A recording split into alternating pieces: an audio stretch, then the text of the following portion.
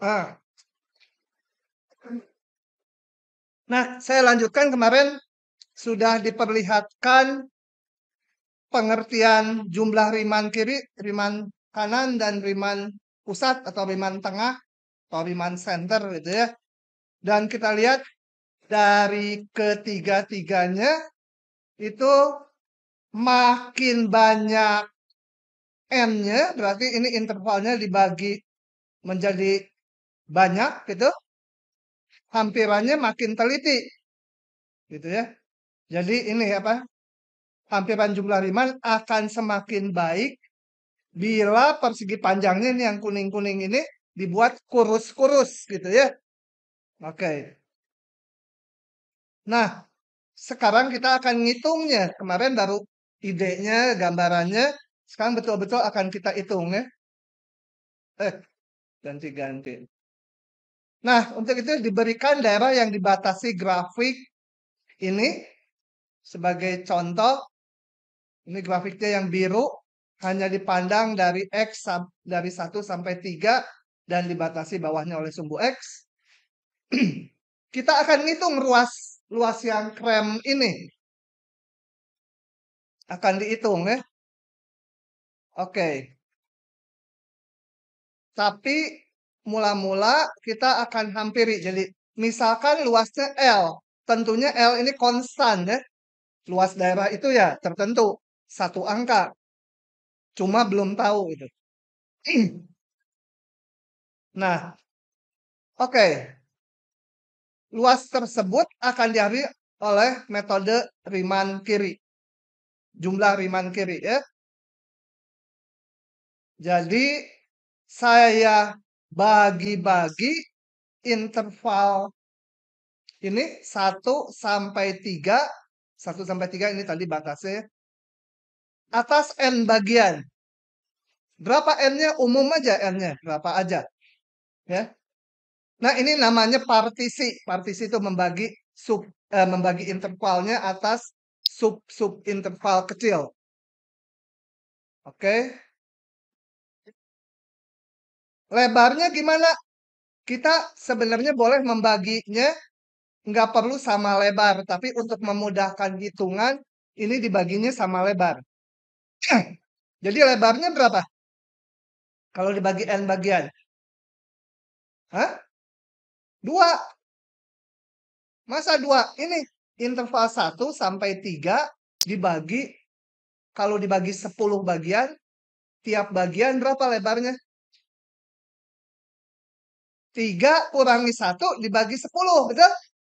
Kalau dibagi n bagian, 3 dikurangi 1 dibagi n. Lebar sub intervalnya. Ini. Lebarnya karena sama, jadi XI dikurangi XI min 1 selalu konstan. Jadi, oh ya, penamaannya itu standar ya.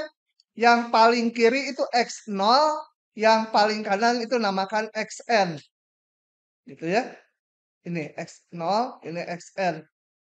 Lebarnya karena sama lebar semua, subintervalnya sama dengan kanan kurangi kiri dibagi N. 2 per N. Oke. Kemudian kita perhatikan, oh ya, penamaannya ini nanti standar juga. Yang X0, X1 namanya subinterval ke-1. Ya. X0, X1 itu subinterval ke-1, X1, X2 itu subinterval kedua dan seterusnya. Oke. Nah, kita lihat. XI sama dengan ini. Dari mana coba? X0, 1 ditambah 0 delta X. X0 kan 1. X1, saya tulis. X1 itu kan sama dengan X0 ditambah delta X. Betul? Ini kan X0 saya perbesar. Ini X1.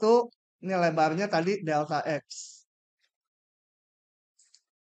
X2 sama dengan X1 ditambah delta X. Atau sama dengan ngitungnya pengen dari X0 ditambah 2 delta X. Ini X2. Ya, X0 ini ditambah 2 delta X. X3 sama dengan X0 ditambah 3 delta X. Gitu ya. Atau secara umum, X yang ke I sama dengan X0, X0-nya 1 di sini, ditambah I kali delta X. Gitu ya.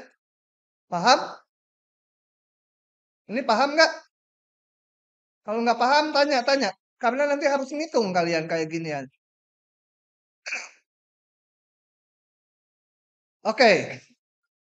Nah, kemudian kita perhatikan subinterval yang ke I. Ingat interval ke I itu ini ya, selalu penamaannya X0, X1 ini interval yang ke-1. X1, X2 itu interval kedua. Jadi interval ke I adalah, ini kalau interval ke-1 ininya 0. Yang kedua ininya 1.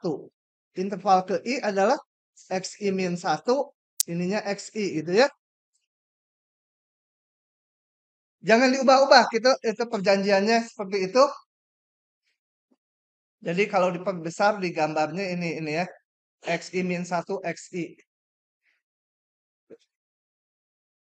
Nah, kita mau membentuk jumlah Riemann kiri. Jadi di interval ini XI-1 XI kita bikin persegi panjang, tingginya ditentukan oleh ujung kirinya. Ya. Nah, dibentuk persegi panjang. Jadi tingginya berapa ini? Tingginya adalah nilai fungsi di titik X-1. Kelihatan nggak tuh ya? Bentar. Nah, gitu. Jadi ini interval yang ke I. Agak serak-serak. Aduh, banyak yang sakit ya. Moga-moga virusnya keluar semua, dibagiin. Iya, ini juga dapat dari mahasiswa ada. Oke. Kembali ini karena mau pakai apa? Jumlah Riemann kiri. Pakai jumlah Riemann kiri, jadi tingginya ditentukan ujung kirinya. Atau kalau dihitung nilai fungsi di titik sini. Luasnya ini berapa? Luasnya tinggal delta X kali Fxi min 1 kan? Luas persegi panjang. Tinggi kali lebarnya. Saya akan hitung luasnya. Nah, itu luasnya. Dinamakan ini. Delta Sn. Delta Sn itu luas persegi panjang yang harusnya I ya. Ya nggak apa-apa delta Sn ini. Pokoknya luas yang biru ini. Nah, kita lakukan di semua subinterval. Gitu ya. Interval ke-1 bikin persegi panjang kayak yang biru ini. Kedua bikin persegi panjang. Tingginya ditentukan oleh ujung kirinya ini. Selalu pakai ujung kirinya tuh. Ya. Yang ini luasnya Fx0 kali delta X. Yang ini Fx1 kali delta X. Yang ketiga Fx2 kali delta X. Mau kita hitung itu. Betul-betul mau dihitung ya. Nah, oke, kita hitung sekarang. Luas seluruh persegi panjang tersebut adalah namakan Sn. Jadi kalau delta Sn itu hanya satu elemen aja. Kalau seluruhnya namakan Sn gitu ya. Kalau delta itu hanya satu buah yang ke I. Ini tadi Fx0 delta X, Fx1. Paham nggak ini? Ya, yang terakhir kita lihat interval terakhir ini adalah ujung kiri. Jadi nilai fungsi di xn-1, xn-1 ya, n-1-nya indeks kali delta x gitu. Oke. Nah, silahkan yang mau nyalin dulu. Aduh, kok di sini dia ngumpet sana. Nah, berarti ini yang ke satu tadi fx0 kali delta x luasnya. Fx1 kali delta x. Sampai yang terakhir fxn min 1 kali delta x. Jumlahkan. Hitung lagi. Ini mau ditulis dalam sigma supaya pendek. Nah, kalau mau nulis di sigma, kita lihat keteraturannya. Ini ada 0, 1, 2, sampai n-1. Saya pengen kasih indeks, berarti ini ada n buah suku ya. Ini ada n buah penjumlahan. Saya kasih indeksnya. Ini indeks boleh mulai dari berapa aja. Mau dari 0 juga boleh. Saya mau dari 1. I dari 1 sampai n gitu. Maka kita lihat. Kalau x0 yang pertama jadi I-nya 1. Ini harus jadi x0. Jadi indeksnya harus I-1. I-nya 1 dia x0. I-nya 2 dia jadi x1 gitu ya. I-nya yang terakhir, I-nya n, dia jadi xn-1. Boleh juga mengindeks itu nggak harus dari 1 ya. Boleh juga saya tulis gini. K sama dengan pengen dari berapa? 3 gitu. Kalau 3 ini n buah jadi n tambah 3 ya. Ininya f x berapa? Hah? Jangan ini pakai K min 3 itu ya. Mau dari yang lain juga boleh ya. Misalkan pengen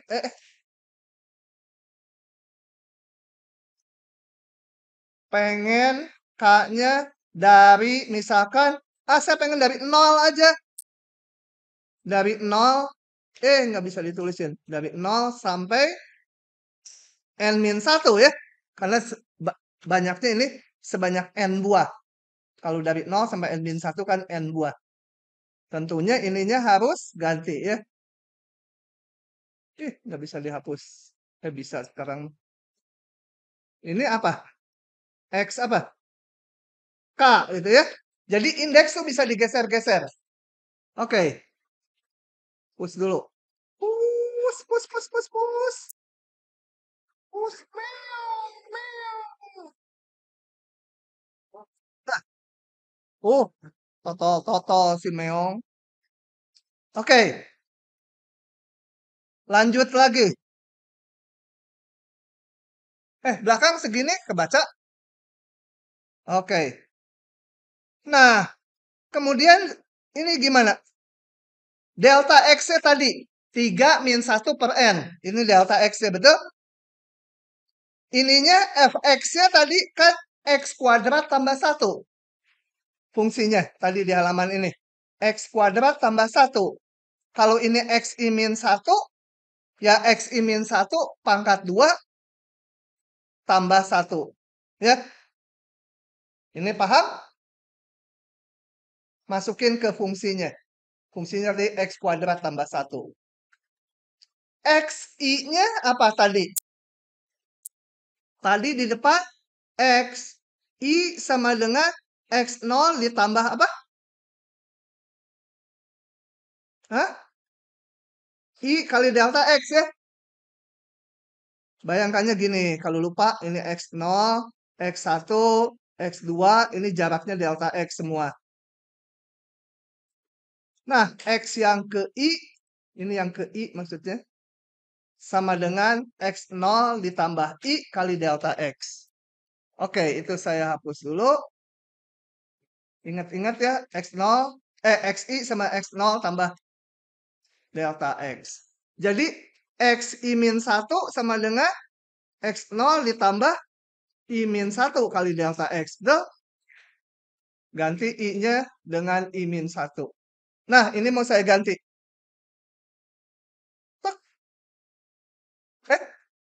Kok bisa jadi gitu? 2 per N bisa keluar. XI-nya kok jadi ini? Coba. X I sama dengan X0 ditambah I delta X. X I min 1 sama dengan X0 ditambah I min 1 kali delta X. Sama dengan X0-nya 1 kan ya? Ya, X0-nya 1.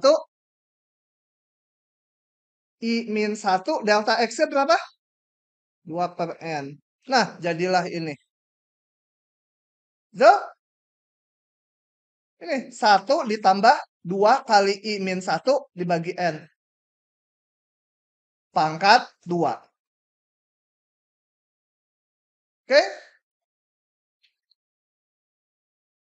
Ciluk, Mbak, yang merah hilang. Ini saya kalikan, oh ya pangkatkan 2 dulu. Pangkatkan 2 biasa. Jadi jangan pusing, ini hitungan biasa ke sini. Cuma panjang aja. Ini saya pecah-pecah, ini dikuadratkan lagi. Jadi ini saya susun yang ada yang faktor N-nya sama itu ya. Ini gimana sih? Oh, bukan. Gini. Dari sini itu saya dapatkan 2 per N kali ini. Sigma dari 2 berapa? Hah? Ini mau dihitung per suku. Sigma dari 2? 2. Sigma dari 1 kemarin berapa? Sigma I sama 1 sampai N dari 1 itu berapa? N. 1 tambah 1 tambah 1 kan? N suku. Kalau sigma dari 2, 2-nya bisa ke depan. Jadi 2N. Nah, inilah dia. Kemudian, sigma ini yang jalan I-nya ya, N-nya bisa keluar. Kayak ini N-nya kenapa bisa keluar? Karena yang jalan I-nya. Ini menjadi yang ini apa?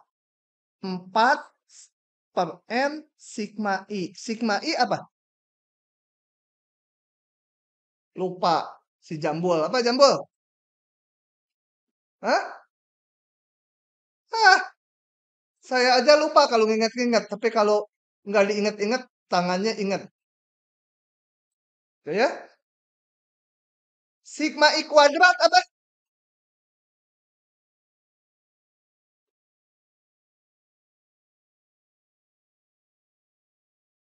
Per 6. Gitu.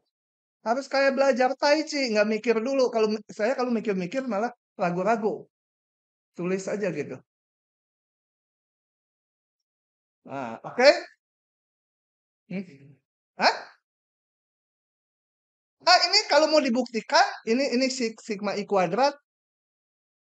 Ini kalau mau dibuktikan, pakai induksi matematik. Percaya aja. Nanti induksi matematiknya saya butuh 15 menit nulis panjang. Ya? Percaya ada di depan.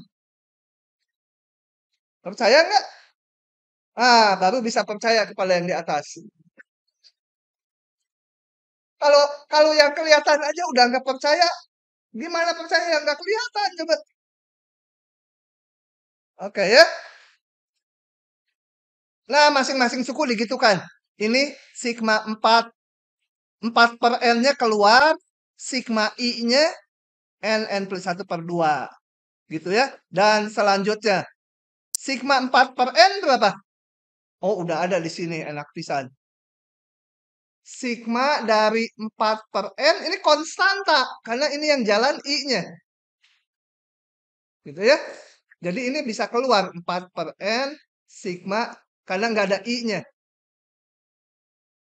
1 sama dengan 4 per N, sigma 1 adalah N. Jadi sama dengan 4 gitu. Nah, inilah. Gitu ya. Paham tidak? Yang ini 4 per N kuadratnya keluar dari sigma. Sigma I kuadratnya ini. Benar tuh saya tadi. Dan seterusnya. Dijumlah. Pusing ngejumlahnya. Percaya aja jadi itu. Ya, kalau mau ya di GeoGebra tulis aja ini langsung nih. Langsung dia jadi ini.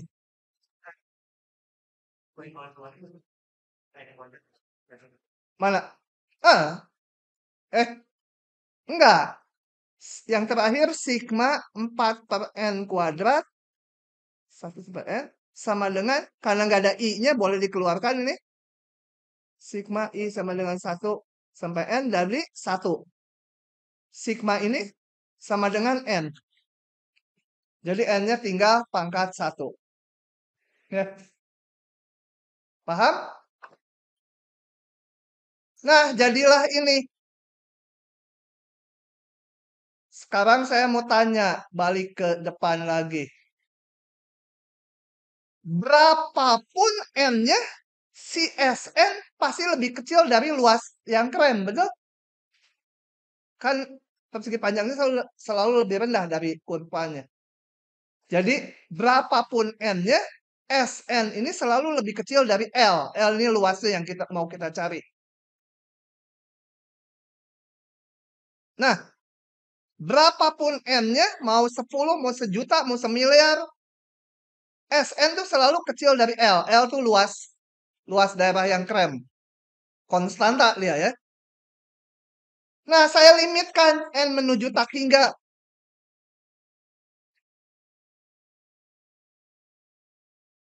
Salah ini. Ini harus diperbaiki. Ini, nah, harus ya, lebih kecil sama dengan.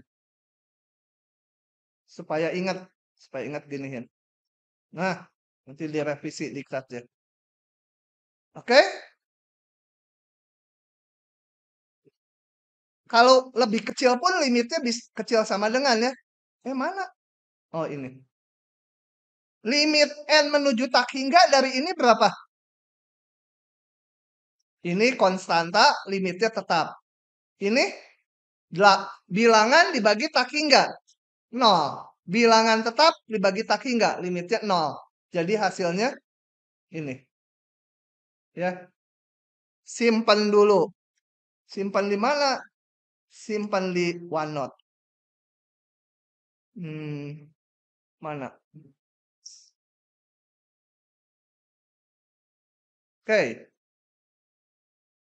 Ini coretan umum. Gitu ya. Simpan dulu.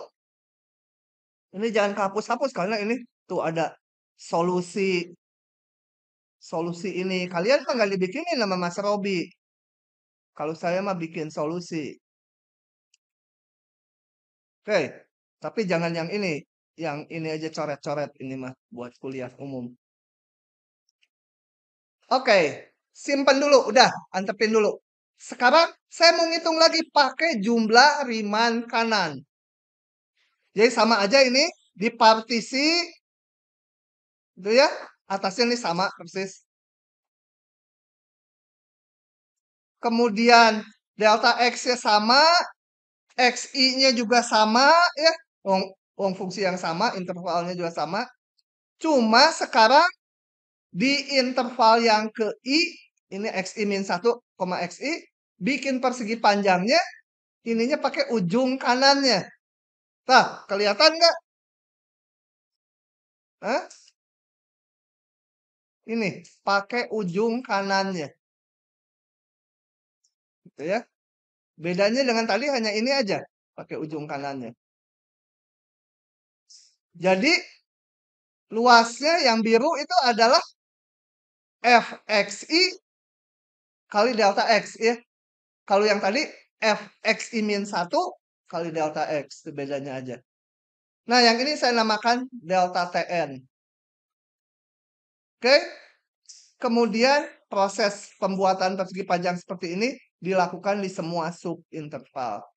Yang mau nyalin silahkan dulu. Saya lanjut ya. Nah, kita hitung lagi luas semuanya. Ini namanya Tn sekarang. Kalau tadi Sn, sekarang seluruhnya namanya Tn. Jadi, yang paling kiri luasnya adalah kalau tadi Fx0 pakai ujung kiri, sekarang pakai ujung kanannya. Fx1 kali delta X. Ya. paling kiri. Interval ke-1. Yang berikutnya, yang kedua pakai ujung kanan kan. Fx2 kali delta X. Sampai ini. Sama-sama ada N buah persegi panjangnya. Cuma indeks ininya sekarang dari mulai 1 sampai N. Saya tulis dalam bentuk sigma lagi. Udah langsung. Ciluk, semuanya keluar. XI-nya tadi sama dengan Fx-nya tadi sama dengan X kuadrat tambah 1. Jadi Fxi adalah Xi kuadrat tambah 1. Xi-nya tadi adalah Xi tadi sama dengan X0 ditambah I kali delta X. Sama dengan 1, X0-nya 1. I kali delta X-nya 2 per N. Nah, ini adalah, ini, Xi-nya saya ganti. Kuadratkan. Ya, ini 1 dan 1-nya disatukan dulu. Hitung lagi sigmanya. Ketemu ini. Nah, kita lihat. Tn sama L itu luas yang kremnya. Besar mana? Tn jelas ya. L kecil dari Tn.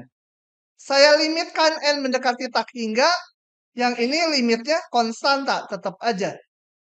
Yang ini limitnya kita lihat dari sini nanti. Nah, ini betul nih lebih kecil sama dengannya.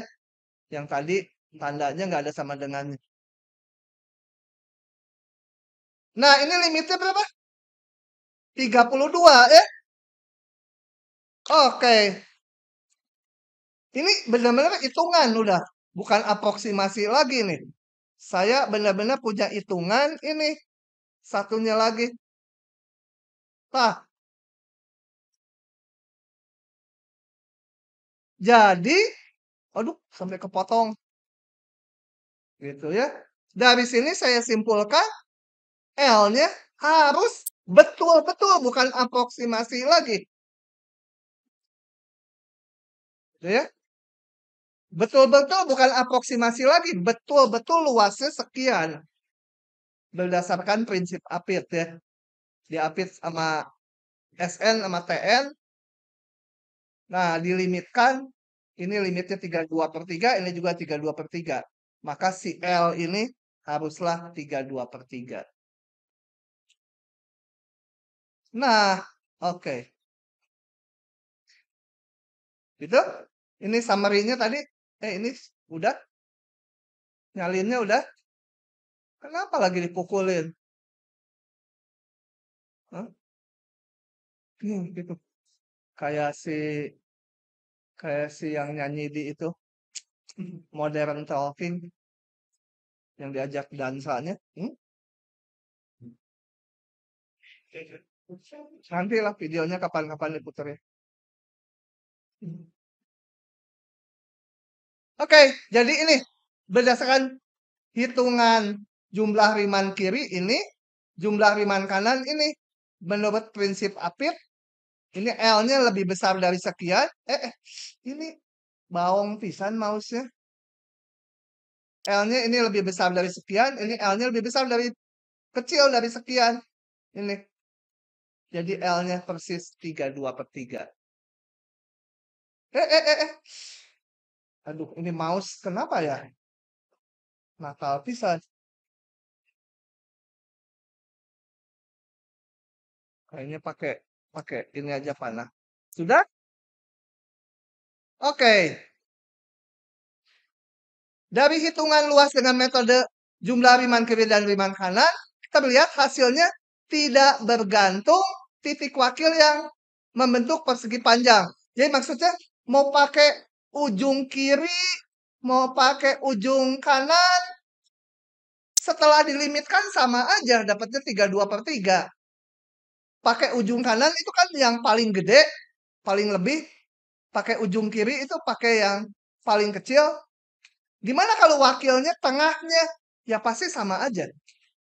Atau wakilnya yang lain, wakil pembuat persegi panjangnya. Karena ujung kanan itu udah yang paling maksimum untuk fungsi ini, kelebihannya yang ujung kiri, kekurangannya yang udah paling rendah. Oke. Jadi apa yang mau digambarkan sama saya di sini? Nih. Jadi membentuk persegi panjangnya boleh pakai ujung kiri, boleh pakai ujung kanan ke sini, boleh juga pakai ini. Yang merah ini saya pakainya di sini. Di persegi panjangnya. Yang interval ke 1, 2, yang ketiga saya pakainya yang di sini. Akan sama aja. Karena kita pakai ekstrim yang paling gede atau ekstrim paling kecil, dilimitkan sama aja hasilnya. Kalau pakai yang di antaranya, ya akan sama juga gitu ya. Oke. Nah, untuk selanjutnya, pembentuk persegi panjang ini dinamakan XI garis. Bukan menyatakan rata-rata ya. Kalau di statistik, garis itu kadang-kadang dianggap rata-rata. Ini hanya simbol aja. XI garis itu adalah titik wakil untuk membentuk tinggi persegi panjang.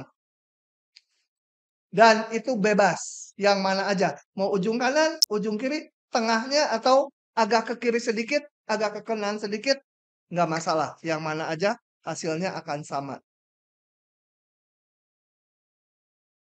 Jadi ini kalimatnya. Dengan demikian titik wakil di setiap subinterval boleh bebas. Nggak harus seragam. Semua kanan, semua kiri. Interval ke-1 mungkin kiri. Interval kedua pakai yang kanan. Interval ketiga pakai yang tengah. Interval keempat, yang tengah agak ke kiri dikit. Boleh aja, bebas ya.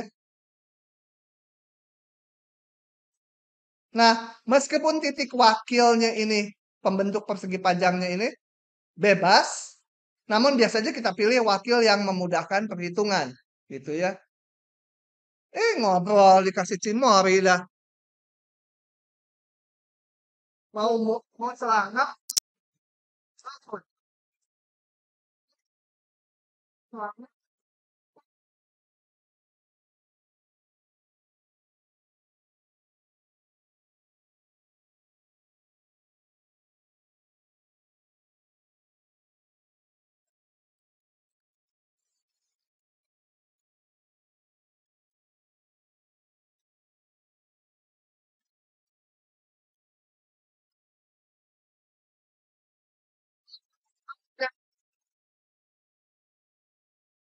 Menurut saya cimorinya.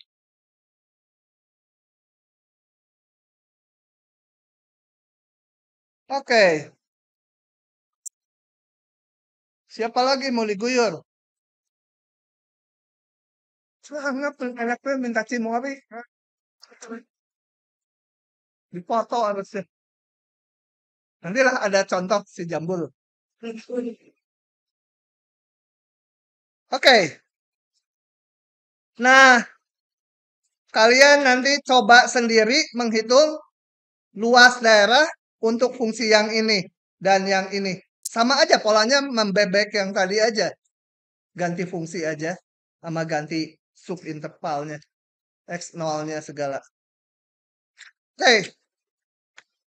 Nah, kita akan masuk ke konsep yang namanya jumlah Riemann. Ya. Ini bukan si Eman, si Eman kan dari Jawa Barat. Ini masih Riemann orang bule kali. Oke, namanya jumlah Riemann. Konsepnya gini. Nanti ini yang menjadi cikal bakal integral tentu, gitu ya. Perhatikan fungsi f yang terdefinisi sepanjang interval tutup AB. Nggak harus kontinu ya. Nggak harus kontinu, nggak harus punya turunan. Ini fungsi aja, nggak ada syaratnya. Cuma di setiap titik punya nilai. Harus terdefinisi di setiap titik sepanjang interval AB. Kemudian interval AB ini saya bagi atas N bagian. Tidak perlu sama lebar. Jadi konsep yang umum nggak harus sama lebar. Memang nanti kalau kita ngitung, kita bikin sama lebar gitu, supaya gampang. delta X-nya seragam. Tapi konsepnya nggak harus sama lebar. Jadi ini yang benernya grafiknya yang di atas, bawah hanya keterangan aja ini. Namanya X0, X1, X2, ini X3, dan seterusnya X4. Nah, kelihatan nggak harus sama lebar ya. Karena nggak sama lebar, maka kita nggak bisa menyatakan intervalnya delta X. Harus nyebut. Delta X1 gitu ya. Nyebut gitu. Kan kalau orang kesurupan, ayo nyebut gitu. Nah, supaya eling. Ini delta X1 lebar subinterval ke 1. Delta X2 ini. Ya.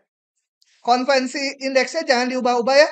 Kalau delta X7 berarti X7 min X6 gitu. Delta X100 ya X100 dikurangi X99. Oke. Nah, kemudian ngapain? Oh ya, fungsinya juga nggak harus positif ya. Ada negatifnya nggak apa-apa. Jumlah Riemann tuh nanti nilainya bisa negatif. Ikuti aja apa yang dihitung gitu. Oke? Nah, pada setiap subinterval kita pilih wakil. Itu yang hijau saya perbesar coba supaya kelihatan. Ini. Tadi ini dibagi n bagian X0, X1 sampai Xn yang hitam tuh. Ya di sini n-nya cuma sampai 7 gitu ya. Kemudian di setiap subinterval pilih wakil. Ini sebenarnya wakilnya ini. Yang bawah hanya keterangannya aja. Ini. Wakil di interval pertama namakan X1 garis. Titiknya yang mana? Bebas. Pokoknya di interval ini. Mau titik kirinya, mau kanannya, mau tengahnya, atau tengahnya agak ke kiri dikit kayak ini, boleh. Pokoknya pilih satu di setiap subinterval. Subinterval kedua dipilih yang ini. Namakan X2 garis. Yang ketiga dipilih ini. X3 garis. Interval keempat pilih ini. Interval yang ke 1, kedua, ketiga, keempat. Ini yang kelima mana wakilnya? Hah? Ujung kanannya ya. Interval yang ke-6 ini, interval yang ke-7 ini. Boleh juga interval yang kelima ujung kanannya, interval yang ke-6 ujung kirinya gitu. Boleh ya. Pokoknya di setiap subinterval boleh pilih kirinya, boleh kanannya, boleh atau di antaranya. Pilih satu aja. Nah, setelah itu kita bikinlah yang mirip-mirip persegi panjang. Kenapa saya namakan mirip-mirip? Sebenarnya persegi panjang, tapi kalau ke sini nanti negatif dia hitungannya. Jadi setelah dipilih wakil, ini pilih wakil, kita hitung ke nilai fungsinya. Sampai grafik, bikinlah persegi panjang selebar subintervalnya. Yang kedua, tadi wakilnya ini, hitung ke nilai fungsi, bikin persegi panjang. Ini hitung ke nilai fungsi, bikin persegi panjang. Ini hitung ke nilai fungsi, bikin persegi panjang.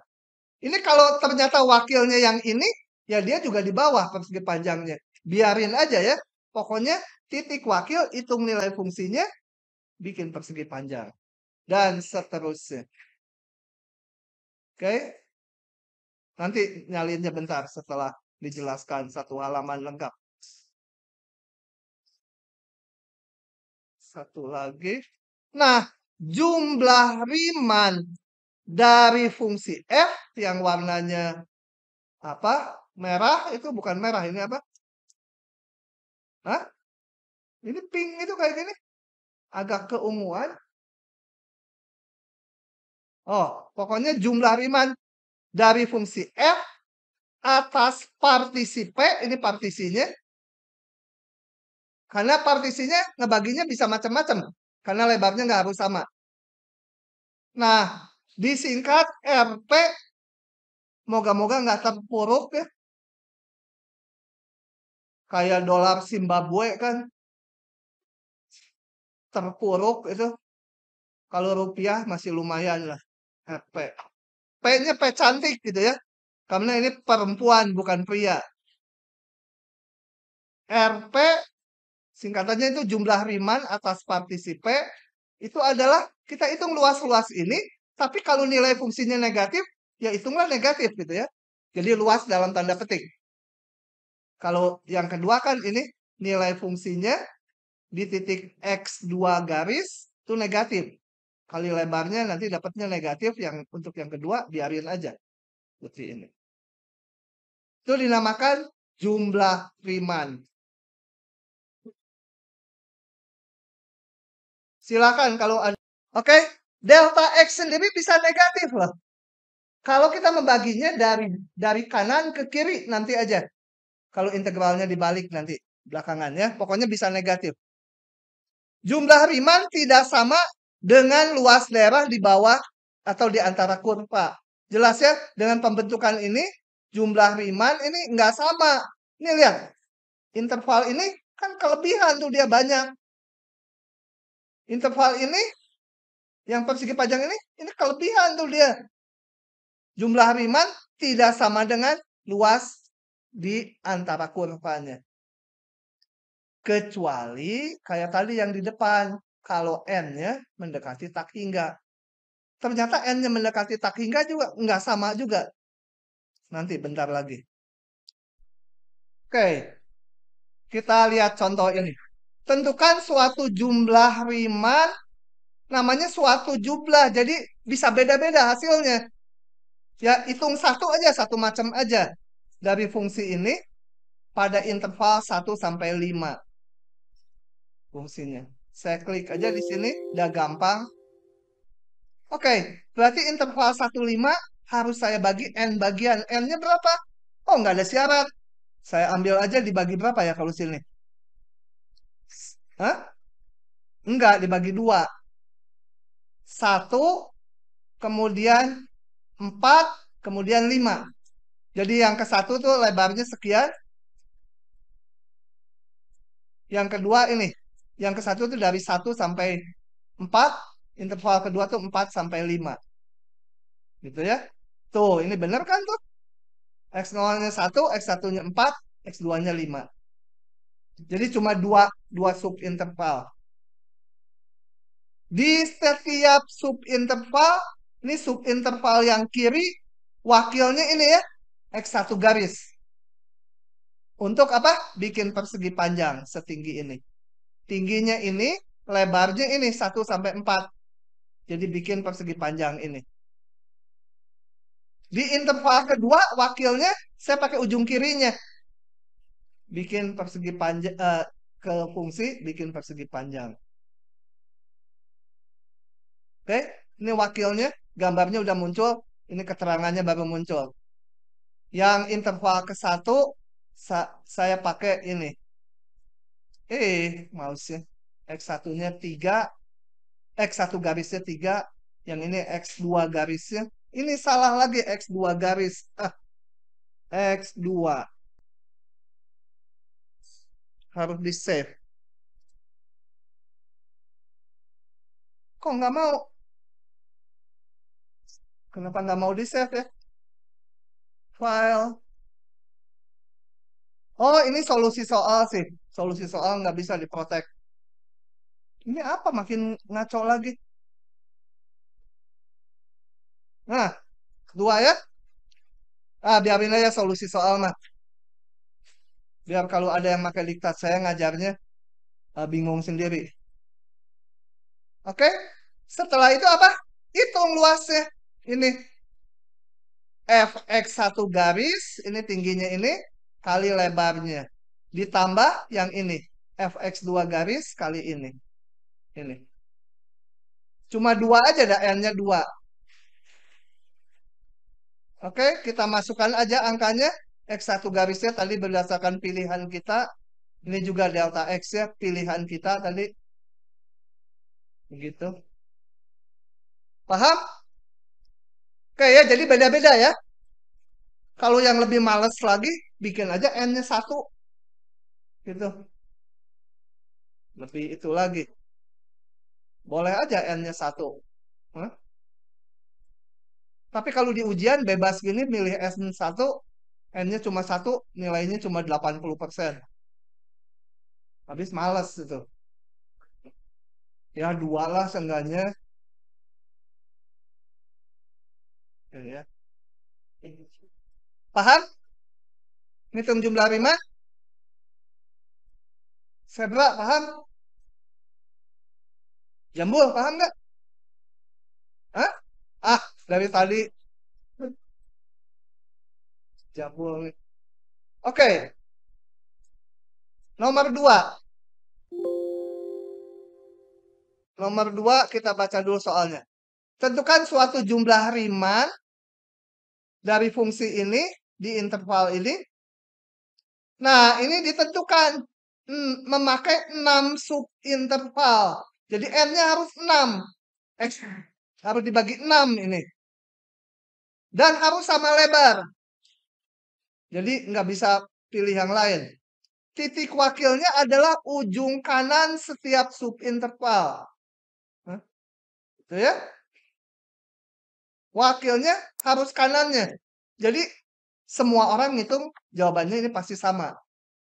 Gitu ya. Oke, tadi udah saya buka, coba kita lihat. Jadi apa tadi? Aduh lupa lagi. Intervalnya min 1 sampai 2 ini. Min 1 sampai 2. Ya. Min 1.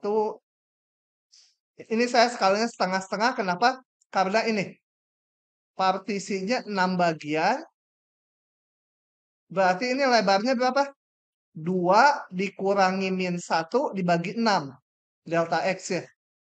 Delta X-nya 2 dikurangi min 1. Jadi 3 dibagi 6. Jadi setengah-setengah naiknya. Ini setengah-setengah. Gitu ya. Wakilnya harus ujung kanannya. Jadi nggak ada pilihan. Di soal ditentukan wakilnya harus ujung kanan. Itu wakil tuh yang pink ini. Oke, kalau saya namakan ini wakilnya. Sebenarnya nulis gini panjang, cukup di sini ditandai aja. Tulis ini yang jendol-jendol pink itu titik wakil gitu. Cukup ya pakai gambar dan kasih keterangan supaya nggak nulis kayak ginian panjang. Udah tinggal hitung. Jumlah Riemann adalah ini. Nilai fungsi di wakil pertama kali delta X. Yang kedua kali delta X. Dan sampai yang ke terakhir. Wakil yang ke-6. Ya. Sekali lagi menentuin apa?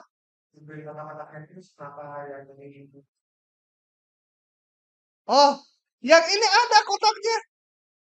Karena wakilnya yang kanan. Nilai fungsinya berapa di sini? 0. Jadi tingginya 0. Jadi ini persegi panjangnya berupa garis aja di sini. Jadi selalu ini interval ke-1. Ini titik wakilnya ini hitung ke nilai fungsi. Bikin persegi panjang. Interval kedua wakilnya ini. Tingginya berapa? Tingginya 0 karena nilai fungsinya 0. Kali ini lebarnya. Jadi persegi panjangnya cuma garis aja yang ini. Interval ketiga wakilnya ini. X3 garis. Hitung nilai fungsinya. Sampai grafik merah. Bikin persegi panjang. Gitu ya. Hah? Delta X setengah? Bukan. Di soal sih dibilang dibagi 6 bagian sama lebar. Jadi ini interval min 1 sampai 2 dibagi 6. Jadi dia ngitungnya ini sebenarnya 2 dikurangi min 1 dibagi 6. Ya ini saya langsung hasilnya setengah. Paham? Febra, paham? Jambul? Tidur ya? Hah? Ditutupin matanya gitu tidur, lihat tutupin. Ini nggak kelihatan, padahal lagi akalnya 1000 macam. Untung saya akalnya 1001. Hah?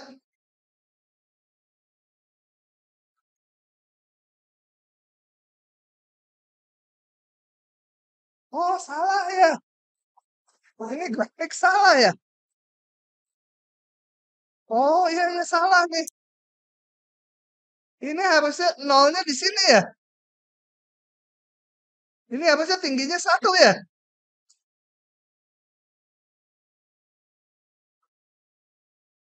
Iya, ini di sini. Jadi ini juga bukan ini, tapi ini ya. Sumbu sumbu X-nya tuh di sini, bukan di sini. Yang ini segini gitu kan ya, 1 tingginya. Tapi di sini enggak. Tapi kalau dihitung di sini nggak akan salah. F0 masukin di sini nanti 1. Di gambarnya 0 tadi ya. Oh ya betul betul betul. Hmm. Jadi ini sumbu X-nya di sini. Ini partisinya bukan di sini juga, ini di sini ya. Ini wakil-wakil. Kan harusnya digambar di sumbu X. Oh iya, aduh. Mantap dia. Moga-moga KBF satunya dapat nilai 20. Ya kalau betul semua 20. Moga-moga, tapi doa saya biasanya nggak terkabul, banyak dosa. Oke, intinya tapi cara ngitungnya tahu ya. Membagi subinterval, menentukan lebarnya tiap subinterval, menentukan titik wakil. Nah, tinggal nilai fungsi di titik wakil kali lebar subintervalnya. Aduh, jenuh ya. Pengen udahan. Hah? Ah, nggak mau dikit lagi. Sebentar. Oke, berikutnya kita akan lihat definisi integral tentu. Jadi nggak sederhana yang di SMA, integral 1, 2 dari X kuadrat dx tinggal sepertiga X pangkat 3. Masukin batas-batasnya. Dari mana itu? Oke ya. Tapi nanti sampai ke sana. Jadi, misalkan f fungsi yang terdefinisi pada interval buka AB, kemudian ini partisi tadi, X0, X1 sampai Xn, delta X itu lebar subintervalnya, Xi garis itu titik wakil di setiap interval, jadi X1 garis, X2 garis, X3 garis itu wakil-wakilnya, habis suaranya. Nah, kemudian ada yang baru di sini. Misalkan ini tulisnya harga mutlak partisi, maksudnya adalah bukan bilangan dimutlakan, bukan. Namanya partisi kan X0, X1, X2, bukan bilangan tuh ya, kumpulan bilangan. Nah, norm P ini dibacanya mutlak P cantik ini. Norm P itu menyatakan ukuran subinterval yang paling lebar. Apa itu? Ukuran subinterval yang paling lebar. Bentar, saya ilustrasikan dulu. Jadi, ini intervalnya saya bagi-bagi X0, X1, mungkin X2 di sini, X3 di sini, X4 di sini, X5, katakan dibagi sampai 7 aja. X6, kemudian X7 gitu ya. Nah, apa yang dimaksud dengan norm P cantik? Kok jadi ro? Pokoknya P cantik. Ah, nggak tahu nulisnya gimana. P cantik gitu ya. Ah, pokoknya itu P cantik. Itu adalah ukuran dari subinterval yang paling lebar. Atau lebar dari subinterval yang paling lebar. Ah, pusing. Oh, ganti. Panjang dari subinterval yang paling lebar. Atau lebar dari subinterval yang paling panjang. Nah, pokoknya ini ya. Ini berapa gitu. Panjangnya berapa gitu yang paling lebar itu. Itu namakan ini. Oke, balik lagi ya. Nah, Jika ini apa yang di sigma ini jumlah Riemann kan tadi? Nilai fungsi di titik wakil kali lebar subinterval. Ini jumlah Riemann. Tentunya jumlah Riemann bergantung pada n-nya, berapa subintervalnya. Nah, jika limit norm P menuju 0, artinya apa? Yang paling lebar harus menuju 0. Yang lainnya pasti menuju 0 juga, betul? Yang paling gede menuju 0 ukurannya. Ya, ya yang lain juga harus lebih-lebih gitu. Kalau sama lebar ya barengan menuju 0-nya. Nah, limit dari ini dinamakan integral tentu sepanjang AB. Gitu ya. Limit dari jumlah Riemann. Ini ingat, ini jumlah Riemann tadi. Nilai fungsi di titik wakil, menentukan tingginya, kali delta X ya. Tak lain nih, satu suku ini adalah persegi panjang gitu ya. Ini ada sebanyak N buah. Sekarang partisi ini dibikin menuju 0, jadi kurus. Kalau norm P menuju 0, pasti ininya sangat banyak sukunya, betul? N-nya pasti banyak sekali. Kurus-kurus gitu ya. Idaman para cewek gitu. Ya, cewek itu kalau udah tinggal segede gini, masih bilang gemuk dia. Tangannya udah segede gini. Lihat aja di internet. Ada yang tangannya udah segede biting gitu. Aduh, masih gemuk. Masih diet gitu. Tuh ya. Nah, oke. Jadi ngitung ini gimana? Waduh, harus ngitung limit kayak ginian. Biarin aja. Biar susah mahasiswanya. Nah, pertanyaannya, apakah kalau norm P menuju 0, maka N menuju tak hingga? Hah? Betul ya? Kalau yang paling lebar, subintervalnya menuju 0. Yang lain lebih kecil dari dia. Pasti N-nya menuju tak hingga kan? Artinya subintervalnya pasti banyak. Oke, itu penjelasannya. Nah, itu dulu. Oh, kenapa kan nulis ini ya? Oh, gini. Kalau norm P menuju 0, pasti N-nya sangat banyak. Karena yang paling lebar menuju 0. Yang lain lebih kecil subintervalnya. Pasti N-nya banyak sekali. Tuh. Sekarang kalau sebaliknya. Kalau N-nya menuju tak hingga, N-nya banyak sekali. Pasti norm P-nya menuju 0. Betul nggak? Ah, mikir dulu. Hah? Ngomong apa cina ya? Nggak ngerti. Gini, tadi dibagi-bagi itu kan. Ada yang lebar, ada yang enggak. Ada yang sempit. Ada yang sedengan itu bagi-bagi. Kalau yang paling lebar, ini norm P ya.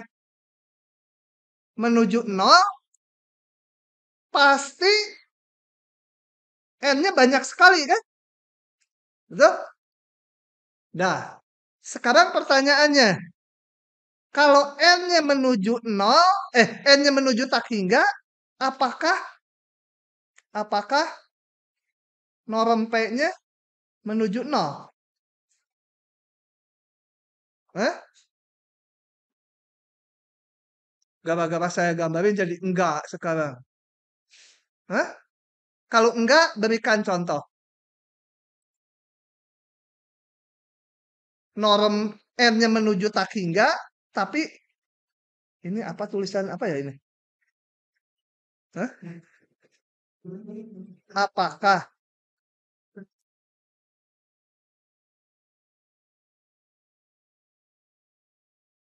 kalau enggak berlaku, berikan N-nya menuju tak hingga, tapi norm P-nya enggak menuju 0. Hah? 0,1 terus? Maksudnya apa? 0,1.